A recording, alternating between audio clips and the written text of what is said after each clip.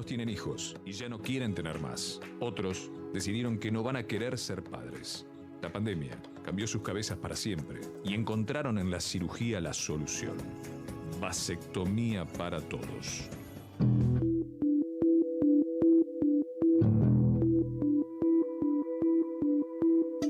Mi nombre es Juan Pablo Fresco, yo soy médico urólogo.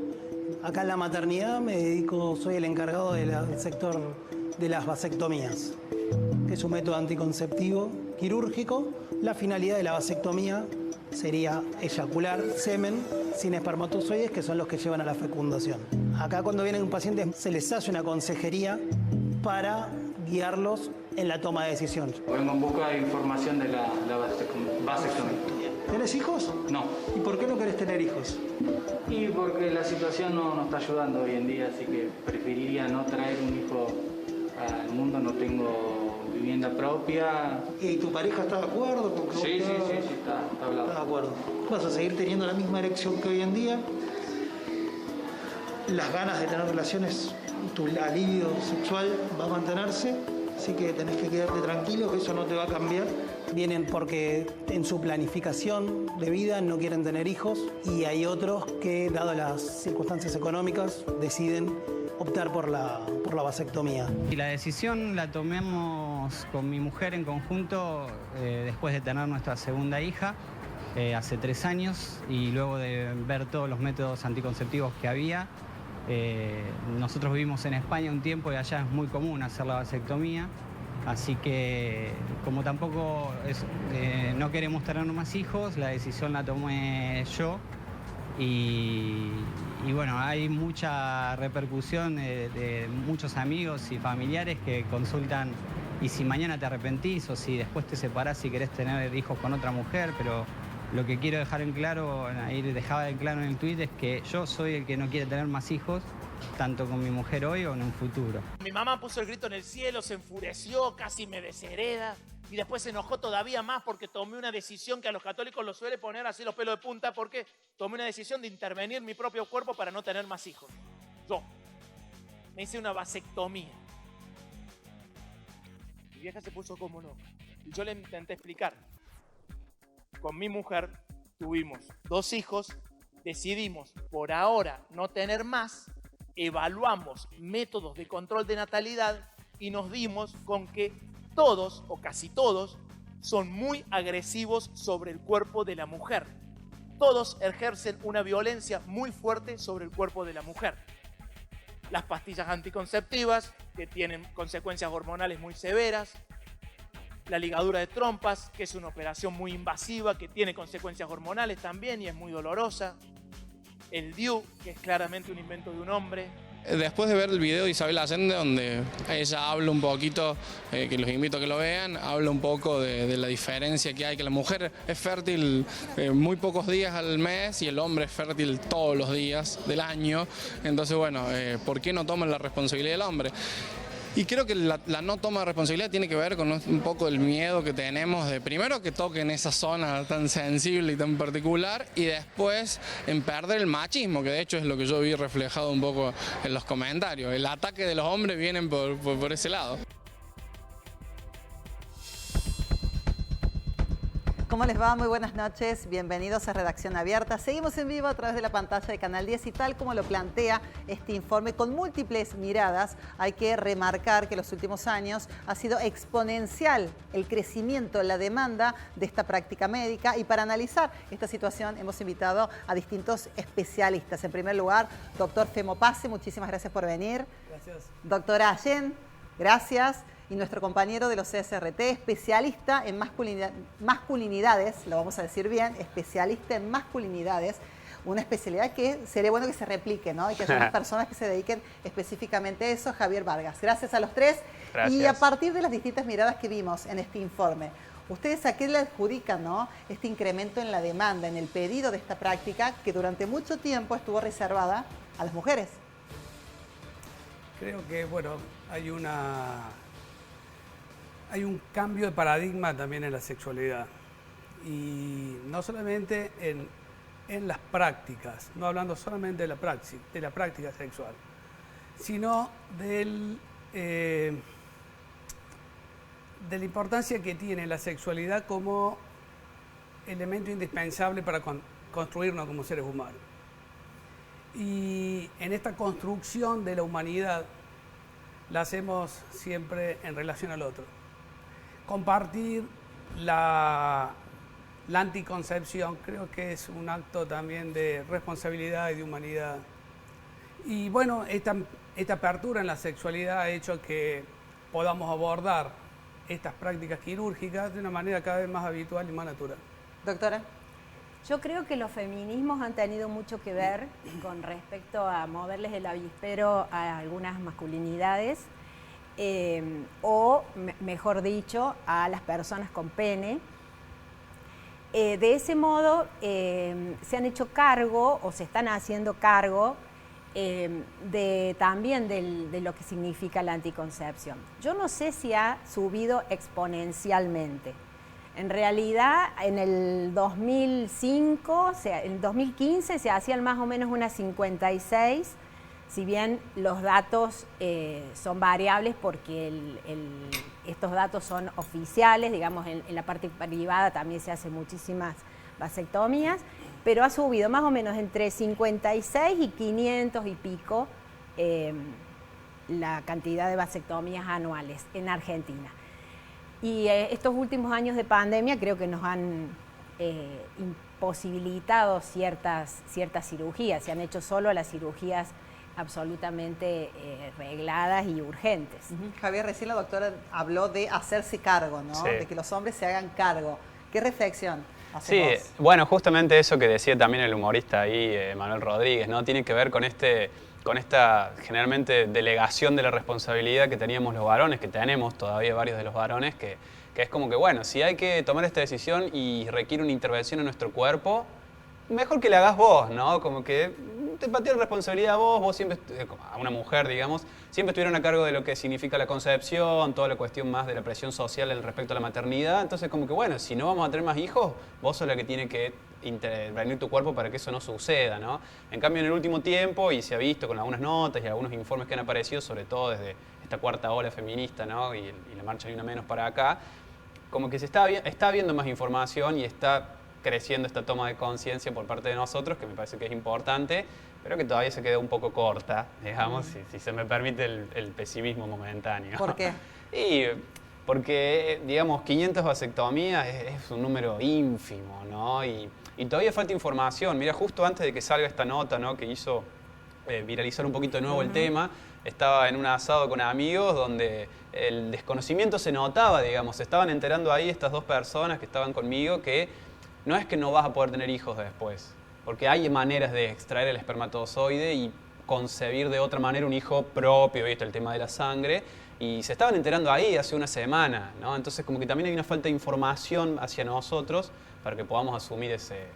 Y el tema de los mitos que se manejan, que si bien allí en el informe lo estaban especificando, pero todavía hay muchos hombres que creen que si les hacen la vasectomía van a tener problemas de erección, que si les hacen la vasectomía les van a crecer los pechos, que si les hacen la vasectomía... son menos hombres. Son menos hombres y van a empezar a afinárseles la voz y digamos un montón de mitos que se van repartiendo en las conversaciones de masculinas y que no tienen nada que ver con la realidad. Claro, y el tema de la libido también, ¿no? Sí, ¿no? Una preocupación. Yo creo que está demasiado genitalizado también el sexo. Entonces, el tema... Creo que la vasectomía también es un derecho del varón. Ahí va. ¿Sí? Claro. Y cuando se plantea el derecho del varón, ¿eso implica que no debe consultarlo con su pareja? Es probable que sí, pero es un derecho personal. El derecho sobre las decisiones sobre el propio cuerpo. Y las modificaciones que puedan tener en la respuesta sexual, no hay absolutamente ninguna. Al contrario, creo que el sexo está demasiado genitalizado. Sí, ¿Qué todo implica? se mide... ¿Qué implica ese concepto? Está muy... Se mide demasiado por rendimiento. Bien. Por la proeza. ¿Ah? Y hay que cambiar esa mirada. Pero por supuesto, somos seres sexuados en una integridad, no somos genitales. Como hablábamos recién, hay mujeres con pene, hay hombres con vagina. Y cuando se cambia esa mirada que usted plantea, ¿no? Salir de solo lo genital, ¿hacia dónde debemos incorporar esa mirada y qué conceptos empezar a difundir, a mover, a plantear? Hay que cambiar la concepción del sexo biológico hacia un sexo biográfico. Bien. Mucho más amplio, mucho más respetuoso, más abarcativo y sin ninguna duda es mucho más moderno, porque cuando hablamos de sexo y lo relacionamos genital, estamos hablando de por lo menos 2000 años atrás. Después dejamos de hablar de lo que se llamaba el locus genitali, el lugar que ocupaban los genitales, y empezamos a hablar del sexo como construcción del placer. Nos quedamos en Platón.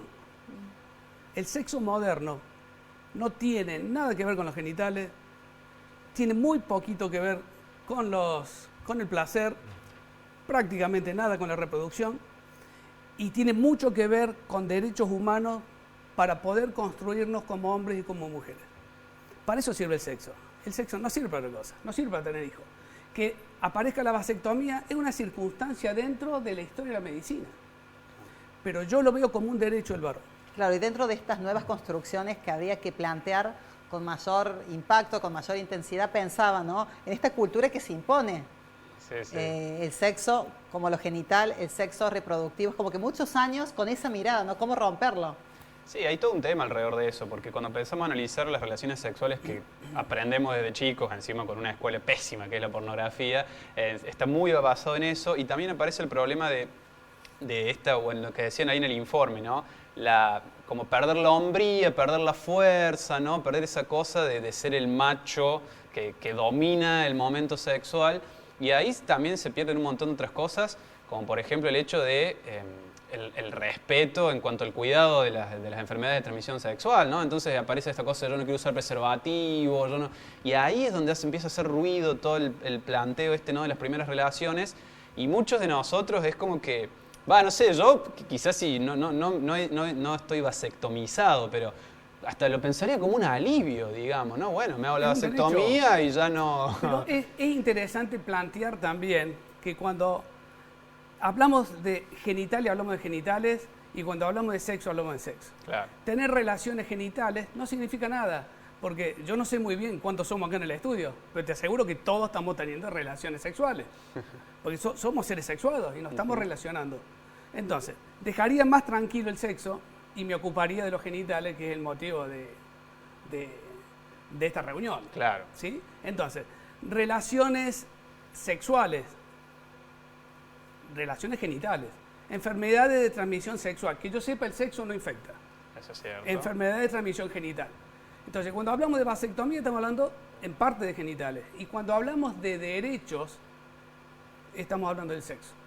Y con respecto a esta práctica, y teniendo en cuenta estadísticas que tal vez las tengan o tal vez no, ¿hay una edad en particular? ¿El tema del haber tenido hijos o no es una situación común? ¿O tal vez hombres que no son padres, que no desean serlo, toman esa decisión? En este momento, la mayor ola, digamos, de pedidos de vasectomía está entre los chicos de 17, 18, 19, 20 años que no han tenido hijos, que no quieren tener hijos, que digamos su proyecto de vida no incluye la paternidad, y que me parece absolutamente observable, porque eso es lo que ellos quieren. Digamos, nuestra generación ha tenido como un mandato de reproducirnos.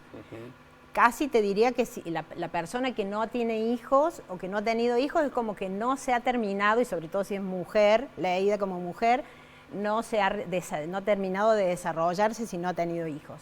Estos jóvenes, varones, deciden no gestar, no embarazar, digamos. Y el otro grupo mayoritario es el de los que ya sí han tenido hijos, alrededor de los 40 años, que ya como los muchachos que veíamos en el informe, que ya han tenido hijos y que ya terminaron de planificar su familia. Claro, está por un lado la planificación familiar y por otro lado la cuestión económica. En consultorio, ¿se percibe esta preocupación económica? Sí, claro. ¿Será la primera tal vez? Es importante, no sé si es la primera, pero sí, en la consulta sale, ¿no? En realidad la mayoría, por lo menos de mis consultas, yo soy ginecóloga, o sea que no atiendo varones, varones con pene, digamos, no atiendo. Las mujeres son las esposas, las parejas, son las que solicitan, digamos, bueno, ya hasta acá llegué yo, ya me hice cargo, puse el cuerpo, pasé por las situaciones de cesáreas, abortos, partos o lo que fuere, y ahora te toca a vos. Claro, usted también ese nuevo conocimiento o ese nuevo empoderamiento de la mujer de decir, ¿por qué yo? Tal vez antes se asumía de otra manera, ¿no? Bueno, me voy a hacer una ligadura de trompas, me voy a colocar un DIU, etcétera, etcétera, etcétera. Ahora, esa responsabilidad, entre comillas, está repartida. Exacto. Sí, pero para el hombre también es una liberación. Totalmente. ¿Por qué? Totalmente, pero les Por cuesta. supuesto. ¿Por qué una liberación? No hay hijos por el mundo. Es probable. Acá hay un concepto sexológico que es interesante también que lo doy, que es la probabilidad y la posibilidad. ¿Es posible vivir con la misma persona durante toda la vida? Sí. ¿Es probable? Poco. Ay, qué pesimista, doctor. No, al Qué contrario. pesimista. No sin un gran esfuerzo. Sí. Hay que promover el esfuerzo y la paciencia también, ¿no? Y hasta que la discutirlo. dignidad te diga que tenés que soportar. Dignidad, ahí está otro factor. Sí, hasta o que la dignidad te diga. O pensar en lo que podría ser el placer y el compartir mientras los caminos vayan por el mismo, más o menos paralelo. Ya cuando se empiezan a bifurcar, voy a decir, ¿por qué seguir con una relación que bueno, un pequeño paréntesis, ahora se está mirando de otra manera estas relaciones abiertas, poliamor. Antes había muchos cuestionamientos, ahora se van aceptando, en otra oportunidad lo vamos a charlar. La dignidad y el poliamor, doctor, lo agendamos. Sí, seguro. Es curioso lo que ella decía recién de la escena, ¿no? Quizás de, bueno, decir que trata más que todo a mujeres, digamos, personales femeninas, pero la escena, y justamente justo con esto del boom vasectomía que está habiendo por este dato de que se multiplicaron por 5, me encontré con un tuit que se lo compartí ahí en la producción, porque era muy gracioso, hablaba justamente de ese momento de conversación, ¿no? De una pareja que está diciendo, bueno, no queremos tener más hijos, y el tuit es de una doctora, anestesióloga, que le explicaba, digamos, bueno, la ligadura de trompas requiere, lo están viendo, bueno, requiere una anestesia total, lumbálgica, como toda una cosa re oscura, y la del varón no, solamente localizada 20 minutos. Y el varón le contesta, ella es más valiente. ¿No? Como con esta cosa, ¿no? Insisto, es como viene históricamente desligarse de esas responsabilidades, no tiene que ver con nosotros. Nosotros, si no me tocas mejor, y ahí ya se entran un montón de otras cosas que tienen que ver con el varón de el cuerpo, de que no nos toquen el cuerpo, ¿no? De que no se metan, como dice también el del video, no se metan con esa zona. Somos como... Es contradictorio con esa idea del macho que se la rebanca cuando en realidad nos hacen una operación localizada de 20 minutos con 2 días de rehabilitación y nos asustamos, ¿no? Bueno, ¿cómo es esa práctica en sí? ¿Es una práctica que una vez que el hombre se la realiza ya es...? Es muy sencilla. ¿Es estable o se puede modificar? Por ejemplo, si en la adolescencia, cuando son jóvenes, toman esa decisión, tiempo después, ¿se puede revertir o es irreversible? Tiene una... Sí, pero es difícil. Es muy difícil. No funciona en todos los casos. No. Digamos, cuando uno plantea la ligadura tubaria o la vasectomía, hay que plantearlo como métodos definitivos. Definitivos. Sí. Después se pueden hacer algunas prácticas como extracción por aspiración de espermatozoides del testículo, biopsia de testículo. En algunos casos se puede intentar la recanalización, pero no siempre funciona, sobre todo si han pasado muchos años. Después de los 5 años es muy difícil que funcione la... ¿A partir de qué edad los hombres pueden hacerla? ¿Tienen que ser mayores de edad? Sí. Sí. 16 años diría la ley. 16 años, sí. Mayores a partir de esa edad. No hace falta para que votar hayan y también tenido... este dato para la vasectomía.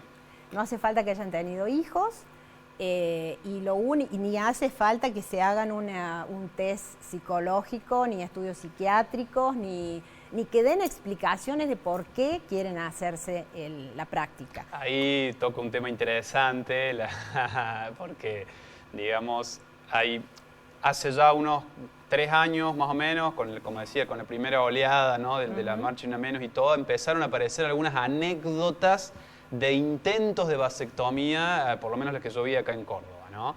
No es tan fácil, o sea, es una operación sencilla y todo, pero también hay una cuestión también estatal e institucional alrededor de que viene acompañada de todos estos prejuicios y esta historia, ¿no? Entonces, por ejemplo, una anécdota de un compañero, digamos, con el que hemos conversado al respecto, era encontrarse con varias paredes en el proceso de me quiero hacer una vasectomía. ¿Cuáles, Y Javi? hasta el día de hoy se mantienen.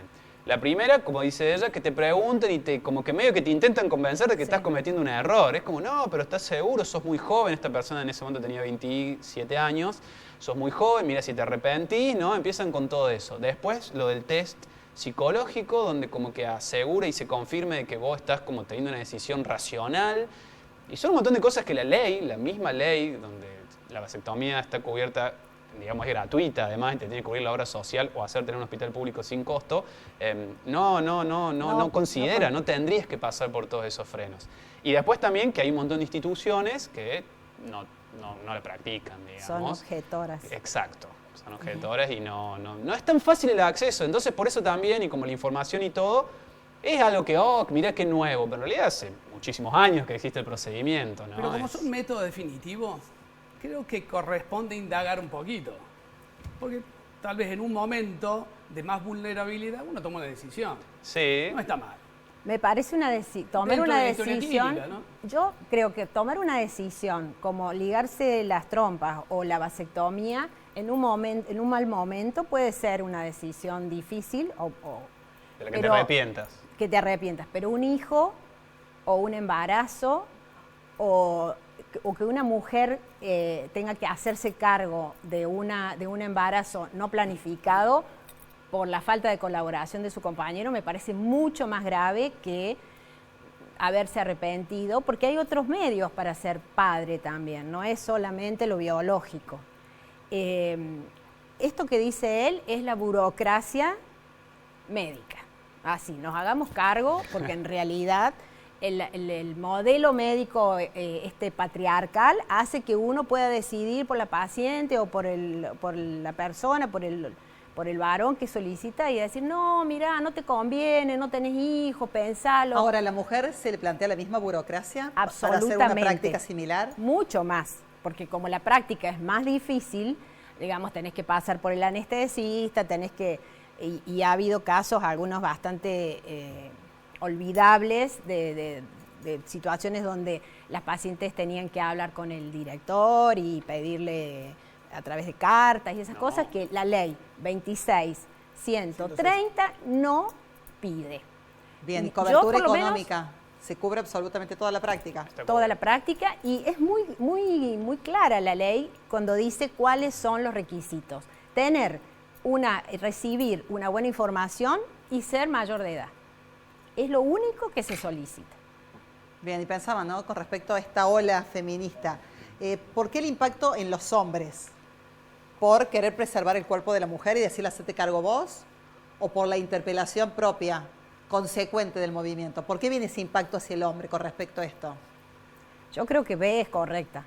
A mí me parece que los movimientos han interpelado a los varones como para que, han disfrutado ya muchos siglos de sus privilegios, ahora compartamos algunas responsabilidades. Que no viene solo con la vasectomía o las decisiones familiares, sino también con el tiempo en el hogar, con la presencia, ¿no?, en el cuidado, en las tareas de cuidado en general, no solamente con hijos e hijas, sino también con familiares o incluso las tareas domésticas, ¿no? Viene siendo como una gran ola en la que básicamente nos dicen que nos dejemos de hacer los tontos, que para eso hemos sido y somos todavía muy buenos en un montón de situaciones, ¿no? Como el lavado de manos siempre es algo, basta ver con las fechas de las fiestas, ¿no?, que están muy prontas a llegar. Pero tiene también, creo que tiene otra lectura, y que no pasa por la anticoncepción. ¿Cuál es? A ver. El placer, obviamente. El temor a perder no, el derecho a percibir el placer con más libertad. Que no pasa simplemente por la anticoncepción. En sexología hay una máxima que dice así: el deseo perturba la materia, el placer restaura el orden perdido. Pero el placer es volátil. Entonces volvemos a inventar y a construir un nuevo deseo, que a su vez nos hace sufrir porque no lo podemos concretar inmediatamente. Claro. Entonces buscamos inmediatamente el placer. Y yo creo que estas técnicas quirúrgicas, donde producen también un efecto muy importante en la construcción del varón. ¿Cuáles, por ejemplo? En el derecho a su placer, no solamente ligado a la reproducción. Porque cuando se habla de vasectomía, se habla de reproducción. Sí. Hay otra lectura, que es el placer del varón. A percibir, a sentir placer sin la preocupación de que ese placer dé como consecuencia un embarazo que él no desea tampoco. No lo desea la mujer, tampoco lo desea él. Por eso yo creo también que es un derecho del varón. Y el varón no solamente gana la humanidad en su totalidad, pero sí creo que gana el varón también. Y gana un derecho, ¿no? Un derecho que estaba postergado. Porque él no manejaba la reproducción como la manejaba la mujer. En 1960 aparecieron los anticonceptivos. Sí, pero antes y los movimientos... Pero antes siempre estuvo el forro, digamos, siempre estuvo el preservativo, digamos. A ver, se hacen 26 ligaduras tubarias por cada vasectomía. Claro. Si fuera así, hombres que siempre han estado en pro de su placer hubieran salido corriendo después del 2006 de la ley de vasectomía a ligarse la... Pero están corriendo. Después de la pandemia están corriendo. Ojalá. Sí, están corriendo. ¿Y por qué después de la pandemia? Por la figura de la muerte. Por la figura de la muerte. A ver, amplíeme más ese concepto. La inminencia de la muerte hace que pienses cada vez más en tu placer. Bien. Ajá. No te olvides, la sexualidad está ligada a la muerte. Por algo al orgasmo los franceses le dicen la petite mort, la pequeña muerte. Esto de percibir la muerte, percibir la fragilidad, percibir que somos finitos y que somos ergo interdependiente, ha hecho que tomemos una conducta mucho más participativa. Y me parece fantástico que la anticoncepción sea compartida. Pero me gusta hacer otra lectura, y es recuperar el concepto de placer dentro de lo que es la salud pública. Y en ese contexto, ¿no?, de salud pública, y para sacar mitos y brindar un servicio para aquellos que estén prendidos a esta redacción abierta, ¿cuánto demora esa práctica? ¿Hay que llegar al consultorio con una preparación especial? Luego de la práctica, ¿uno puede continuar con su jornada habitual? Como cualquier procedimiento quirúrgico, necesitas un prequirúrgico. El procedimiento es bastante sencillo, se puede hacer con anestesia local, 20 minutos, media hora, y es ambulatorio. Bien. 48 horas de recuperación. El esposo de una paciente mía no se lo hizo porque no podía jugar al fútbol en la siguiente semana. Qué hermoso ejemplo. Entonces, bueno, cualquier excusa es buena. Cualquier excusa es buena. Sí. En cambio, con la ligadura tubaria tenés que hacer toda una preparación. El postoperatorio es distinto, si bien se hace por videolaparoscopía, el postoperatorio puede ser un poco más largo. Y la posibilidad de recanalizar a las trompas es casi nula. Y hay una cuestión también que justo, bueno, das el ejemplo, que es esas 48 horas que pasan y después volvés después de un mes para comprobar que efectivamente... A los 3 meses o 20 eyaculaciones o 30. Exacto, que no salen espermatozoides y te quedás tranquilo. Pero también tiene que ver esto, y yendo a la masculinidad, que es un poco lo que ya más trabajo, digamos, está bueno el pensamiento, me gusta, la verdad que me está haciendo pensar, pero también está esta cuestión que decía antes del miedo al varón típico de que lo intervengan a nivel salud, por ejemplo, ¿no? Siempre están todos esos datos de que, bueno, la gran mayoría de los hombres se mueren por enfermedades que podría haber prevenido. Los hombres del 60%, del 100% de las consultas, el 70% son consultas de mujeres y el otro 30% solo de varones en los hospitales públicos. Tenemos una reticencia a irnos a lugares, porque ir a un hospital o a una sanatoria, lo que sea, digamos, generalmente nos conlleva una idea de debilidad, ¿no? De que me estoy yendo a hacer atender, viste que nosotros nos golpeamos el dedo, no pasa nada, el concepto negativo del lugar, ¿no? Mal, y después estamos con el dedo hinchado y es como, si me hubiera cuidado. Entonces también por ahí creo que el miedo a la vasectomía va por ese lado, ¿no? No hay que negarlo, que más allá de que la falta de información, la de delegar la responsabilidad a las mujeres, también está esta cosa de me tengo que meter en un lugar donde me van a intervenir, donde yo voy a estar diciéndole a mis amigos, porque también está ahí, tengo que decirle a mi amigo, me voy al hospital, ¿a qué te va a hacer una vasectomía? El bullying que me voy a comer, o sea, hay toda una carga alrededor de estar entre varones y tomar una decisión de esa índole. Pero no te olvides que hay mujeres con pene que hacen vasectomía. Sí. Entonces la mirada es diferente. Son mujeres que se van a hacer la vasectomía. Sí, lo que pasa es que... Y nos estamos olvidando también de ellas, ¿no?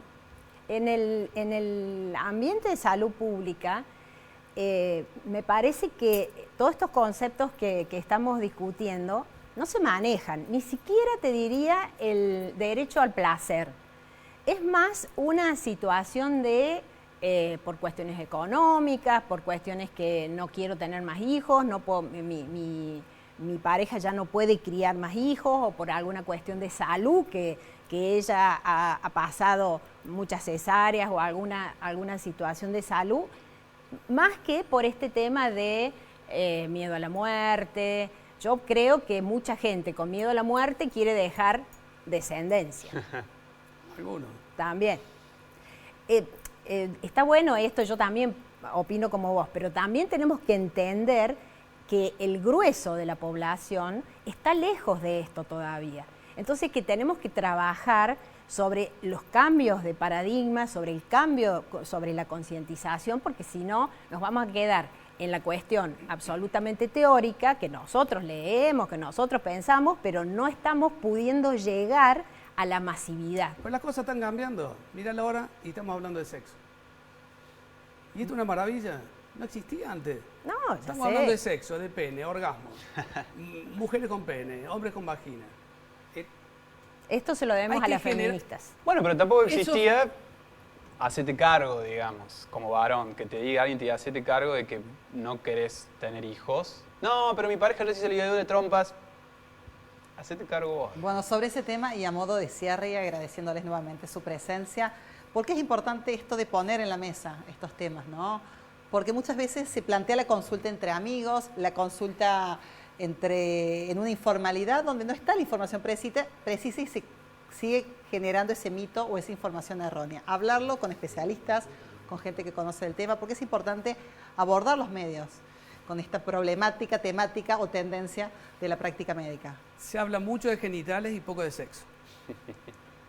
Hay que modificar esas estadísticas entonces. Por supuesto, claro. Hay que generar más espacio como el tuyo. Gracias, doctor, muy amable. Doctora. Estas conversaciones de varones en el asado, que uno tiene la valentía de decir, me hice la vasectomía, lleva más pacientes a realizar la vasectomía que muchas cosas. O sea que está muy bueno que los varones vasectomizados militen la vasectomía también.